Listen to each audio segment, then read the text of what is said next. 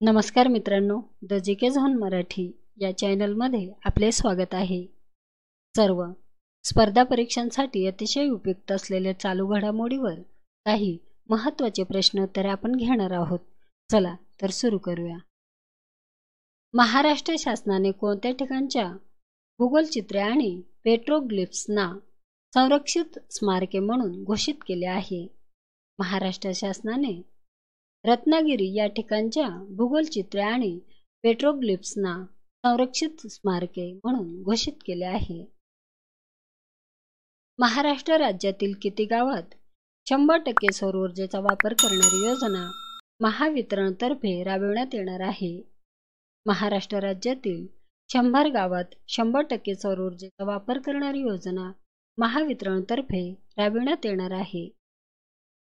National cancer institute Nagpur आणि कोणत्या देशात सरकारमध्ये सामंजस्य करार करण्यात आला आहे? नागपूर आणि मॉरिशस या देशाच्या सरकारामध्ये सामंजस्य करार करण्यात आला आहे. भारतीय अक्षय ऊर्जा दिन कधी साजरा करण्यात येतो? भारतीय अक्षय ऊर्जा दिन 20 ऑगस्ट रोजी साजरा करण्यात येतो. बीसीसीआयने भारतीय राष्ट्रीय क्रिकेट अकादमीचे प्रमुख म्हणून कोणाची नियुक्ती केली आहे? बीसीसीआयने भारतीय राष्ट्रीय क्रिकेट अकादमीचे प्रमुख म्हणून व्ही.व्ही.एस. लक्ष्मण यांची नियुक्ती केली आहे. खालीलपैकी कोणत्या राज्याने लॉजिस्टिक धोरण 2024 ला मान्यता दिली आहे? महाराष्ट्र राज्याने लॉजिस्टिक धोरण 2024 मान्यता दिली आहे.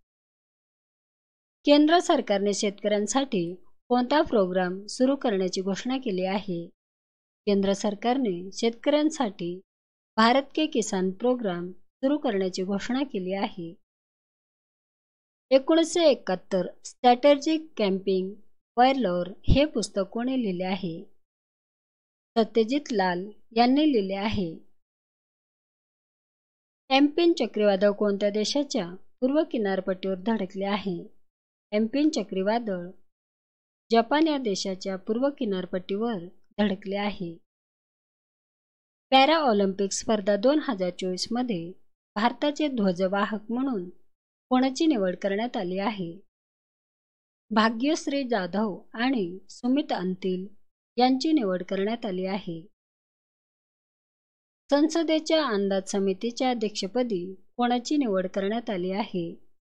संसदेच्या अंदाज समितीच्या अध्यक्षपदी डॉ. संजय जयस्वाल यांची निवड करण्यात आली आहे. Indian film festival of Melbourne 2024 मध्ये डायव्हर्सिटी इन सिनेमा हा पुरस्कार कोणाला मिळाला आहे? रशिका दुग्गल यांना मिळाला आहे. जागतिक आरोग्य संघटनेने कोणत्या आजाराच्या साथीला जागतिक आणीबाणी जाहीर केली आहे? एमपॉक्स या आजाराच्या साथीला जागतिक आणीबाणी जाहीर केली आहे. नुकतीच कोणत्या राज्याच्या राज्यपालांनी वैनगंगा नळगंगा नदी जोड प्रकल्पाला मान्यता दिली आहे? महाराष्ट्र राज्याच्या राज्यपालांनी वैनगंगा व नळगंगा नदी जोड प्रकल्पाला मान्यता दिली आहे. पहिली ग्लोबल महिला कबड्डी लीग स्पर्धा कोणत्या राज्यात आयोजित करण्यात येणार आहे? हरियाणा या राज्यात आयोजित करण्यात येणार आहे. राष्ट्रीय बटाटा दिन कधी साजरा करण्यात येतो?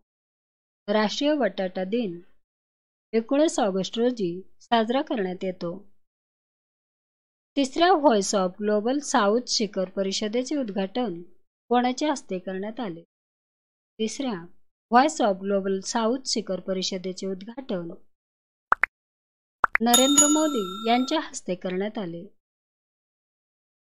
संसदेच्या लोकलेखा समिती अध्यक्षपदी कोणाची नियुक्ती करण्यात आली आहे? संसदेच्या लोकलेखा समिती अध्यक्षपदी के.सी. वेणुगोपाल यांची नियुक्ती करण्यात आली आहे.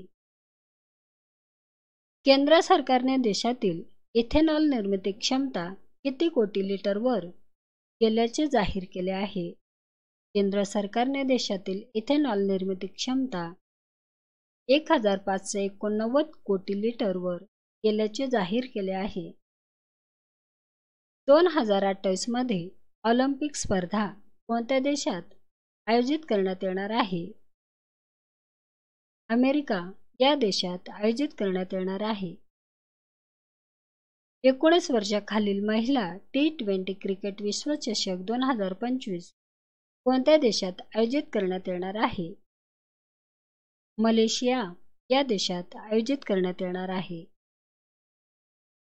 महाराष्ट्र शासनाच्या सांस्कृतिक कार्य विभागाच्या वतीने 2023चा राज कपूर जीवनगौरव पुरस्कार कोणाला जाहीर झाला आहे?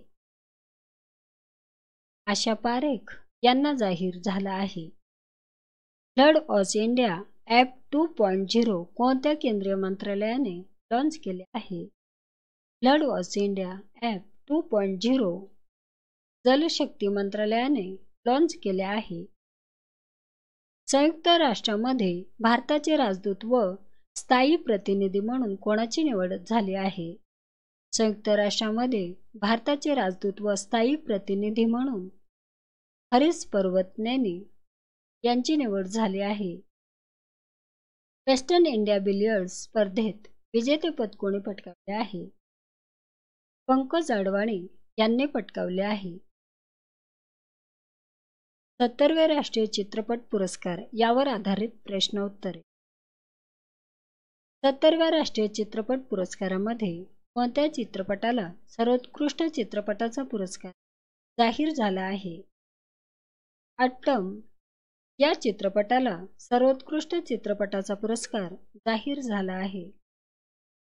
70व्या राष्ट्रीय चित्रपट पुरस्कारामध्ये सर्वोत्कृष्ट मराठी चित्रपटाचा पुरस्कार कोणाला जाहीर झाला आहे? वाळवी या मराठी चित्रपटाला पुरस्कार जाहीर झाला आहे. 70व्या राष्ट्रीय चित्रपट पुरस्कारामध्ये सर्वोत्कृष्ट अभिनेत्याचा पुरस्कार कोणाला मिळाला आहे? ऋषभ शेट्टी यांना मिळाला आहे. ऋषभ शेट्टी यांना कोणत्या चित्रपटातील अभिनयासाठी सर्वोत्कृष्ट राष्ट्रीय अभिनेताचा पुरस्कार जाहीर झाला आहे?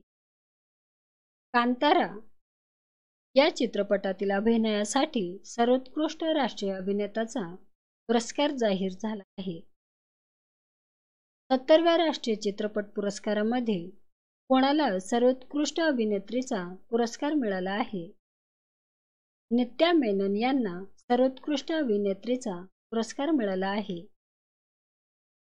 70व्या राष्ट्रीय चित्रपट पुरस्कारामध्ये सर्वोत्कृष्ट पार्श्वगायिका पुरस्कार कोणाला जाहीर झाला आहे? अरिजित सिंग यांना जाहीर झाला आहे. मित्रांनो, व्हिडिओ आवडला असेल तर प्लीज नक्कीच सबस्क्राईब करा, व्हिडिओ लाईक करा. धन्यवाद.